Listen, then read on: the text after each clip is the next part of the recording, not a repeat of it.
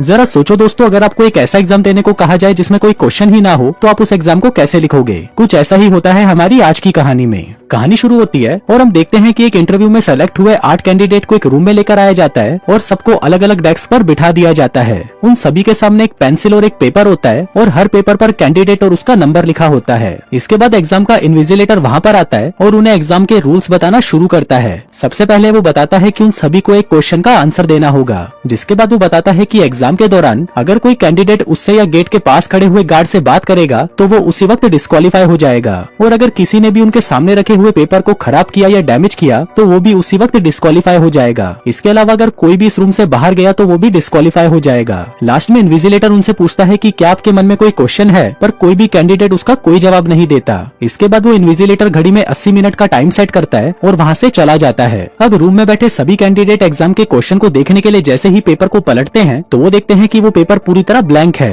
अब ये देखकर सभी लोग सोच में पड़ जाते हैं और उस एग्जाम के क्वेश्चन को ढूंढने की कोशिश करने लगते हैं। तभी उसी रूम में बैठी एक चाइनीज कैंडिडेट घबराकर अपने मन से ही उस पेपर पर कुछ भी लिखना शुरू कर देती है और उसके ऐसा करते ही वो पेपर खराब हो जाता है और उसे उसी वक्त रूम से बाहर निकाल दिया जाता है। अब ये देखते ही रूम में बैठे बाकी कैंडिडेट से समझ जाते हैं कि वो अपने मन से कुछ भी इस पेपर में नहीं लिख सकते। थोड़ी देर बाद उस रूम में बैठा एक आदमी उस इन्विजिलेटर की बातों को याद करता है और उसे पता चलता है कि उस इन्विजिलेटर ने उससे और गेट के पास खड़े हुए गार्ड से बात करने के लिए मना किया था, मतलब कि वो लोग आपस में तो बातें कर सकते थे। अब सभी लोग आपस में बातें करने लग जाते हैं और सभी मिलकर उस एग्जाम के क्वेश्चन को ढूंढने की कोशिश करते हैं। सभी कैंडिडेट एक दूसरे को अपना नाम नहीं बता सकते थे, इसलिए उनमें से एक कैंडिडेट सभी के स्किन और बालों के कलर के बेस पर उनके निकनेम्स रख देता है, जिसमें वो खुद का नाम व्हाइट रखता है और बाकी का ब्लैक, ब्लॉन्ड, ब्राउन, ब्रूनेट और डार्क रखता है, और लास्ट में बचे हुए कैंडिडेट का नाम डेफ रखता है क्योंकि वो किसी से भी बात नहीं कर रहा था। इसके बाद सभी लोग क्वेश्चन ढूंढने के लिए अलग अलग तरीके सोचने लगते हैं। सबसे पहले वो सोचते हैं कि क्वेश्चन पेपर पर ही है पर वो इनविजिबल है, इसलिए वो उसे ढूंढने के लिए रूम की सारी लाइट्स को तोड़ देते हैं ताकि इमरजेंसी के लिए लगी हुई यूवी लाइट से वो उस पेपर पर छिपे हुए क्वेश्चन को ढूंढ पाएं, पर इसमें वो नाकामयाब रहते हैं। इसके बाद वो सोचते हैं कि पेपर पर पानी डालने से शायद वो क्वेश्चन विजिबल हो जाएगा, पर वो इस कोशिश में भी नाकामयाब रहते हैं। इसी बीच व्हाइट चालाकी से ब्रूनेट से उसके पेपर पर ही आग लगवा लेता है, जिससे वो डिस्क्वालीफाई हो जाती है। इसके बाद व्हाइट डेफ के पास आता है और उसे भी इस रूम को छोड़कर जाने के लिए मजबूर करता है, और इसी के साथ ही डेफ भी डिस्क्वालीफाई हो जाता है। फिर इसके कुछ देर बाद व्हाइट सभी लोगों से कहता है कि उसे क्वेश्चन का पता चल चुका है, पर वो किसी को भी नहीं बताएगा।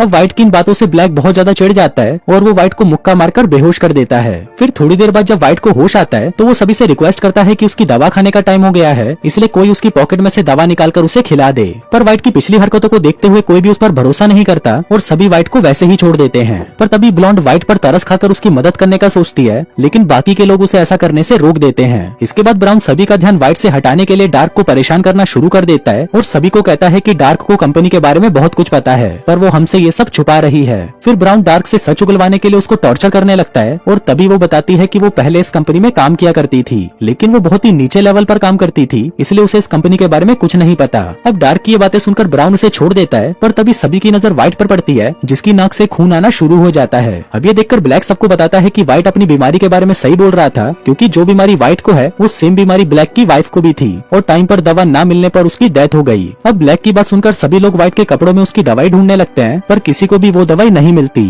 अब व्हाइट को मरता हुआ देखकर डार्क इन्विजिलेटर को हेल्प करने के लिए बोलती है, पर उसके ऐसा करते ही गार्ड उसे कमरे से बाहर निकाल देता है और वो डिस्क्वालीफाई हो जाती है। इसी बीच ब्लॉन्ड को व्हाइट की दवाई मिल जाती है और दवाई खिलाते ही व्हाइट बिल्कुल नॉर्मल हो जाता है। फिर नॉर्मल होने के बाद व्हाइट सबको बताता है कि इस एग्जाम में कोई भी क्वेश्चन है ही नहीं और ये कंपनी सिर्फ उसी कैंडिडेट को जॉब देगी जो इस रूम में लास्ट तक बचा रहेगा। अब सभी को व्हाइट की बात सही लगती है और फिर सभी एक दूसरे को उस कमरे से बाहर निकालने के लिए आपस में लड़ाई करना शुरू कर देते हैं। इसी बीच ब्लैक गार्ड से उसकी गन ले लेता है और व्हाइट पर चलाने की कोशिश करता है, पर वो गन काम नहीं करती क्योंकि उस गन पर फिंगरप्रिंट लॉक लगा हुआ था, जिसकी वजह से उसको सिर्फ गार्ड ही यूज कर सकता था। पर तभी व्हाइट खड़ा होता है और ब्लैक के हाथ से गन छीन लेता है, जिसके बाद वो गार्ड के पास जाता है और उसके हाथ से उस गन को अनलॉक कर लेता है, जिसके बाद वो एक एक करके सभी को वो रूम छोड़कर जाने के लिए कहता है। अब गन से डरकर ब्राउन तो उस रूम से निकल जाता है, लेकिन जब ब्लॉन्ड वहाँ से निकल रही थी तो जाने से पहले वो रूम की सभी लाइट्स को बंद कर देती है। अब लाइट्स बंद होते ही ब्लैक व्हाइट से गन छीनने के लिए उसके पास आता है, लेकिन व्हाइट रूम के अंदर लगातार गोलियां चलाना शुरू कर देता है, जिस वजह से एक गोली सीधा जाकर ब्लैक को लगती है और वो जमीन पर गिरकर बेहोश हो जाता है। इसके बाद व्हाइट की नजर डोर पर पड़ती है और वो देखता है कि ब्लॉन्ड अभी पूरी तरह उस रूम से बाहर नहीं गई और उसका एक पैर अभी भी रूम के अंदर ही है। फिर व्हाइट जैसे ही गन लेकर लेकर ब्लॉन्ड की तरफ जा रहा था, तभी एग्जाम का टाइम कंप्लीट हो जाता है। अब व्हाइट को लगता है कि वो जीत चुका है, इसलिए वो एक्साइटमेंट में इनविजिलेटर से बातें करने लगता है।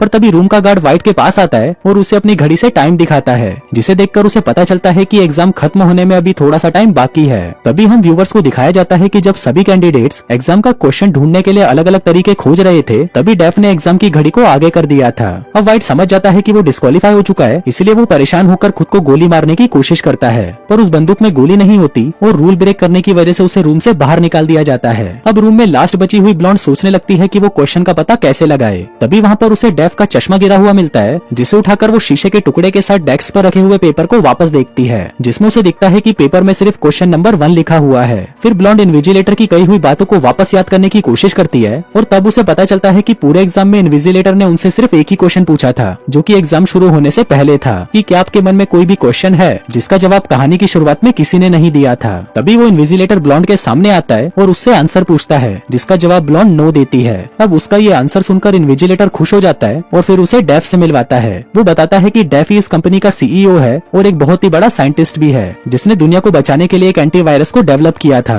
दरअसल डेफ को एक ऐसा कैंडिडेट चाहिए था जो टाइम आने पर मुश्किल फैसले आराम से कर सके, लेकिन ब्लॉन्ड उनको इस कंपनी में काम करने से मना कर देती है और कहती है कि मैं ऐसी जगह पर काम नहीं कर सकती जहाँ पर पहुँचने के लिए मुझे लोगों की जान लेनी पड़े। और तभी वो देखती है कि ब्लैक जिसको गोली लगी थी वो वापस से उड़ जाता है, क्योंकि उसको लगने वाली गोली नकली थी। अब ब्लॉन्ड को ये देखकर बहुत अच्छा लगता है, क्योंकि उस एग्जाम का मकसद यही था कि कौन इस कंपनी के लिए समझदारी से काम कर सकता है, और ब्लॉन्ड ने उस एग्जाम को पास कर लिया था और वो इस कंपनी में काम करने के लिए भी तैयार हो जाती है। और दोस्तों, इसी के साथ ही ये कहानी यहीं खत्म हो जाती है।